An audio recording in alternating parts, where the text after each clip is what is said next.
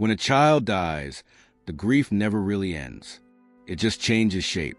It becomes a shadow that stretches and distorts everything, especially silence. For Rachel Patterson, silence became a canvas for memory, for loss, and then for something else entirely. On September 3rd, 2019, Emily Patterson, age 14, died in a car accident on a rainy road in Oregon. She was an only child, a vibrant spark extinguished too soon. Her mother, Rachel, buried her with a pink journal, one she wrote in daily.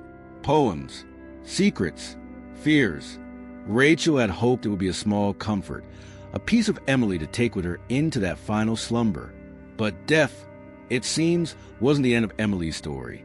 A week after the funeral, the first note appeared, folded neatly on Emily's old desk, exactly as Emily would fold them, written in her exact, familiar handwriting.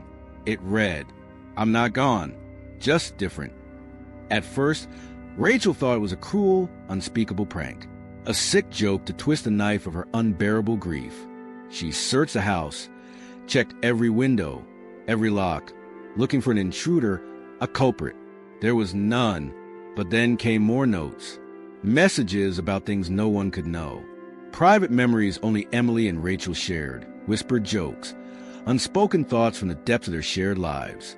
Then, the note started predicting things. Small at first, like a forgotten appointment. Then more critical, like a gas leak that would have killed them all. And finally, one last note, left in the middle of Rachel's pillow. It simply said, "Now it's your turn." So, were these warnings from the afterlife? A desperate plea from a child who refused to leave her mother? Or something much more intentional? Something reaching out from beyond the veil, not just to connect, but to claim?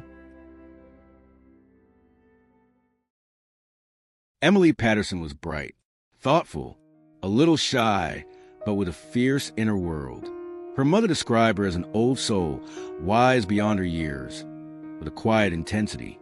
She loved drawing intricate patterns, the sound of rainstorms against the window pane, and writing letters, actual pen-on-paper letters to herself, to friends, to the future. She believed in the power of words, of putting thoughts onto paper, making them real.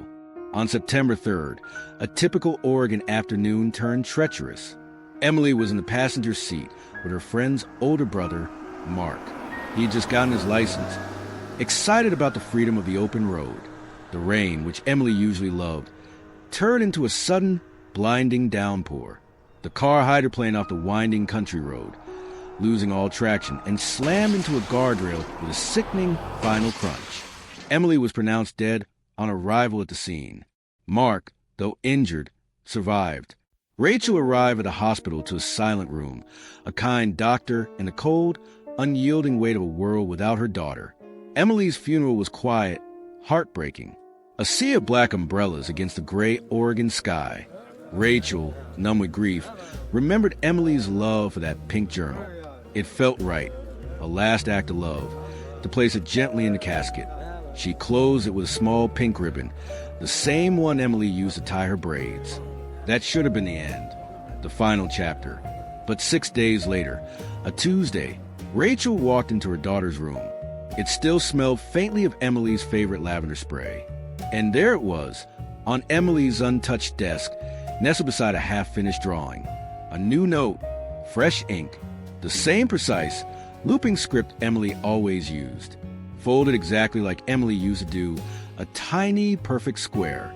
Rachel's heart hammered. She picked it up, her fingers trembling. It said, "I miss you too." It was impossibly, unmistakably Emily's handwriting. Rachel felt a tremor of hope, quickly replaced by a chilling dread. This wasn't possible. It couldn't be.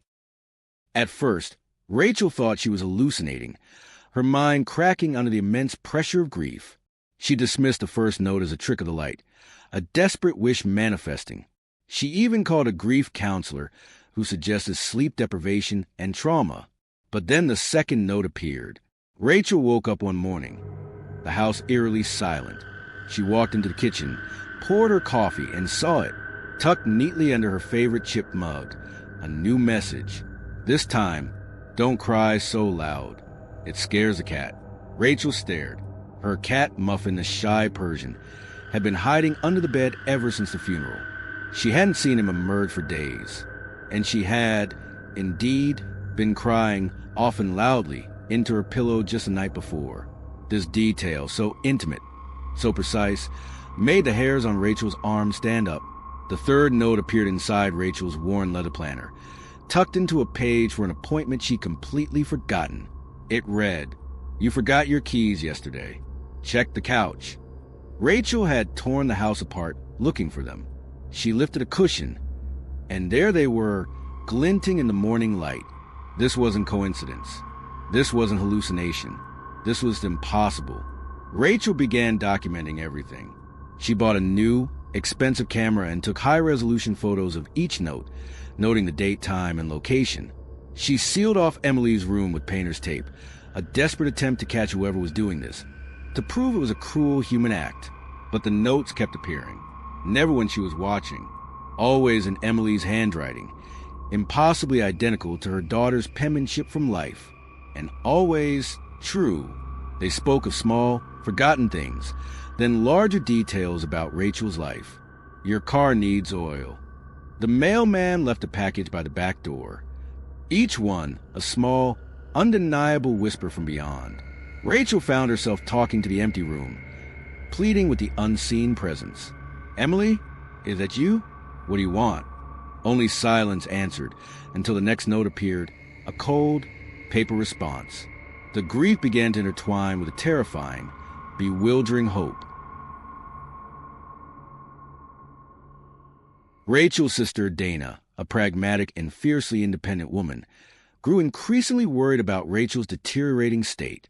Convinced Rachel was succumbing to a dangerous delusion, Dana moved in to help, to offer support, and to, in her own words, get to the bottom of this. Dana was a skeptic through and through. She suggested Rachel was writing the notes herself in a dissociative state, or that a hidden camera or sympathetic friend was playing a twisted prank, until Dana found one. She'd left her suitcase open on the guest room bed. When she went to pack for a grocery run, a small folded note lay tucked inside her toiletry bag. It read, "Your left tire is soft. Be careful." Dana scoffed, irritated. But something in Rachel's wild-eyed insistence made her pause. She checked. Her left front tire was dangerously low, almost flat, a slow leak she hadn't noticed. It would have undoubtedly led to a dangerous blowout on the highway. That's when they both stopped calling it a coincidence. The air in the house seemed to thicken, charged with an unseen presence. Now convinced, Dana joined Rachel in trying to understand. Rachel tried testing it.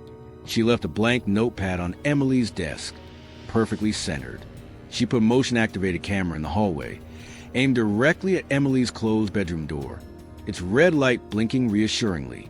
The next morning, the notepad had a new message, written in the same familiar script. "Please don't film me. It makes it harder to be here." Rachel immediately checked the camera. It had shut off at precisely 3:33 a.m., not just powered down, but as if the recording had been abruptly interrupted mid-frame. A cold, electric hum seemed to vibrate through the walls. This wasn't just a ghost leaving notes. This was something with awareness, with preferences, with the ability to interact with the physical world in ways Rachel couldn't comprehend. The hope she felt earlier began to curdle into fear. The notes grew more urgent, more specific.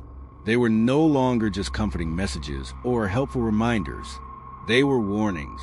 On October 7th, Rachel found a note stuck to the bathroom mirror with a piece of Emily's old glitter tape.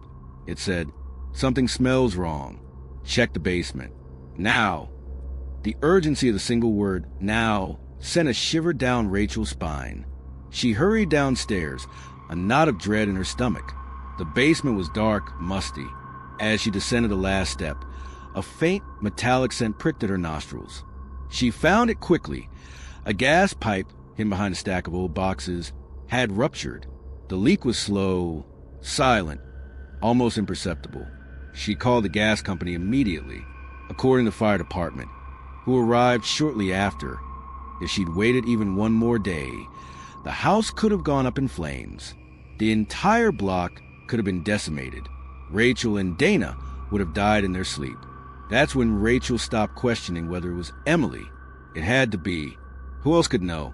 Who else would care enough to save her life?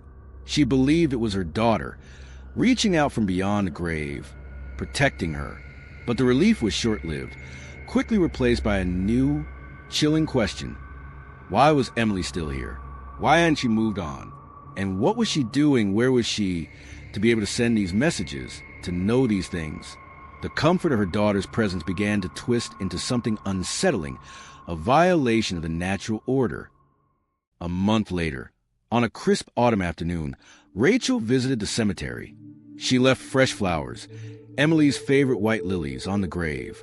She sat for hours, talking to cold stone, telling Emily about her day, about the notes, about how much she missed her. She felt a strange mixture of sorrow and a new, unsettling connection.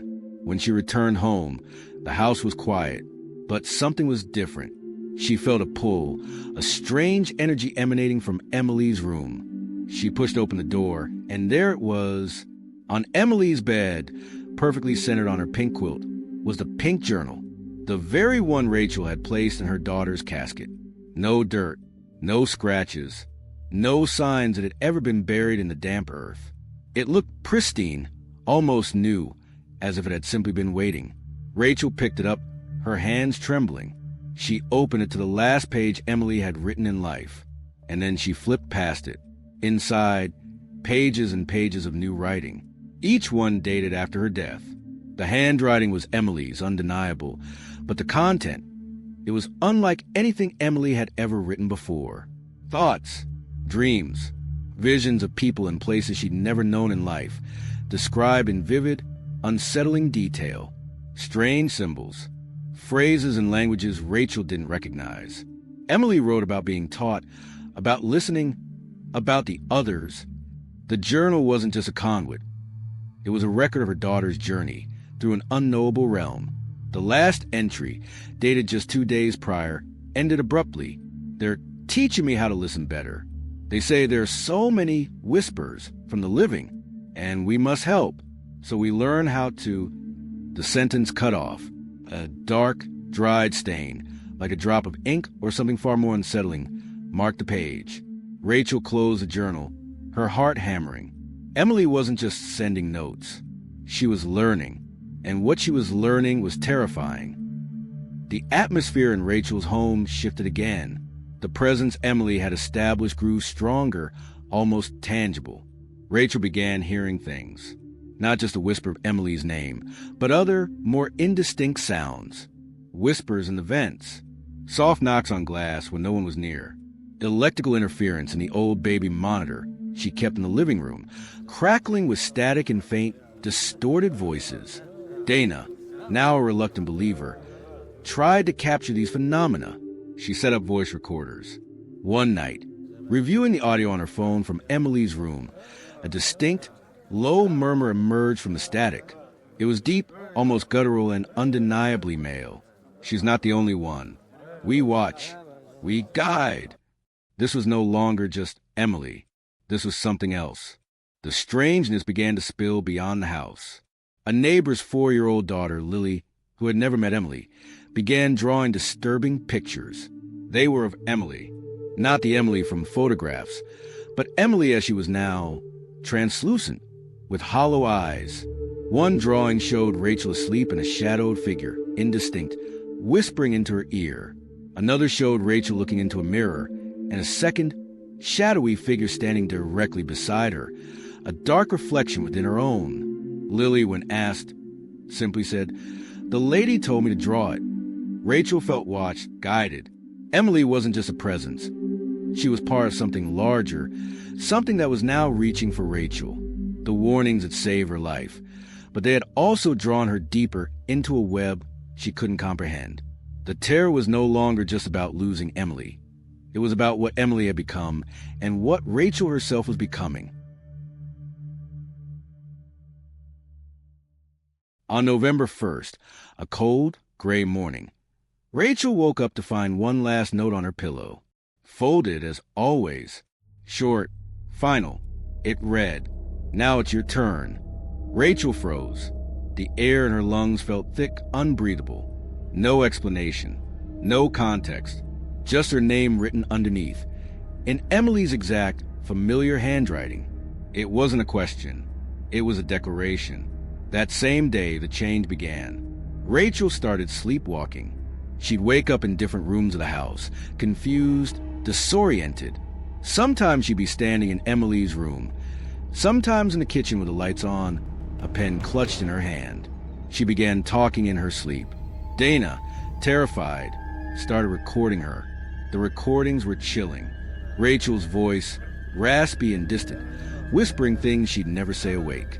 She says I have to finish her job. The others are waiting. It's time to listen. The living must know. They must be warned from the beyond. We protect until replaced. Rachel would wake with no memory of these nocturnal wanderings, only a profound sense of exhaustion and a growing dread. Her dreams were filled with swirling colors and disembodied whispers, guiding her, teaching her. She felt a pull, an undeniable imperative. Emily's presence wasn't just in the notes. It was in Rachel's mind, her body. The most horrifying development came next. Rachel started finding notes in her own handwriting. Notes she had absolutely no memory of writing. She would wake up to them, lying on her nightstand, on the kitchen counter, tucked into books she'd been reading. Her own pen, her own paper, yet the words were alien, unsettling. One of them, scrawled in her familiar script, said, "When I go, leave this the next one. They will need it." Another, written on a grocery list, read, "We help from the other side, until we're replaced. The cycle must continue." Rachel finally, chillingly understood. Emily had not only been trying to warn her about immediate dangers, but also preparing her to take Emily's place, to join this unseen network of protectors who transcended death, leaving messages for the living. Emily hadn't just been gone. She had become different, and now Rachel was becoming different too. This wasn't just an afterlife. It was a transition, a new purpose, a chilling inheritance. The notes, the whispers, the return journal, the dreams. It had all been a prolonged induction, a slow, gentle, utterly inescapable pull into beyond. Rachel was no longer just a grieving mother. She was the next link in an eternal chain. Rachel disappeared on December 3rd, exactly 3 months after Emily's death. Her car was found parked on a cliffside overlook, high above the churning Oregon coast. The keys were in the ignition. Her phone was left behind, face down on the dashboard. In the passenger seat, tied to the rearview mirror, was a single, familiar pink ribbon.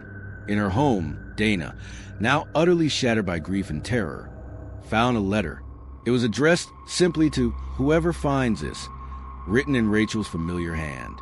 Inside, the final, chilling message: "You're not alone. We never are. The dead protect the living until they become one of us." Then we send the notes. We wait for the next to listen. The whispers, they're everywhere, and they're always looking for someone new. So the question remains, lingering in the damp Oregon air, echoing in the silence of an empty house. Were the notes warnings from a grieving child, desperate to protect her mother from beyond the grave? Or were they an invitation to join something much, much larger?